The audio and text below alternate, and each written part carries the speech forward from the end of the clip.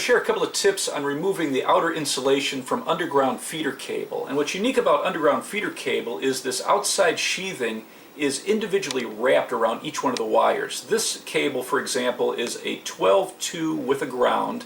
So we have a black wire, a white wire. They have their own insulation, and then every wire is wrapped completely with this outside sheath. When you're running your UF cable to an electrical box, I would give yourself at least an extra inch out of the box, because when we strip back this outer insulation, we're going to do some damage to the ends of the wires, and then we'll just cut that off.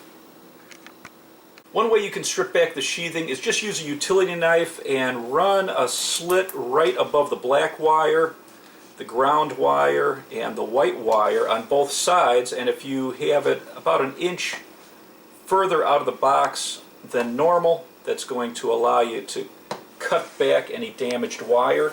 And now you're just going to fold back the sheathing on both sides.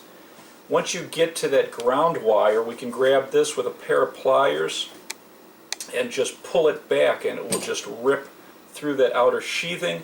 And then you can grab the individual wire, and the same way you can just pull it back as far as you want to go on both sides. And now we'll just cut off the top part of the wires. I'll even these up.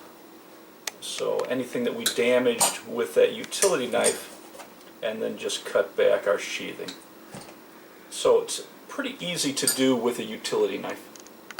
You can also use diagonal pliers and just go around the ground wire on both sides. And this is going to allow you to pull them apart and grab that ground wire and then pull it back. And then the same thing with your individual wires. It allows you to pull them back, and you can see you might tear. It's a little harder to work with than standard Romex or non-metallic cable, but because each one is wrapped individually, it's going to be waterproof.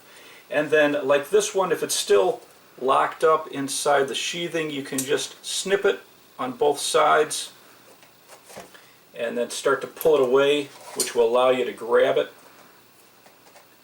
and pull back the insulation. Again, I'm staying right at the end, which I'm going to then cut away.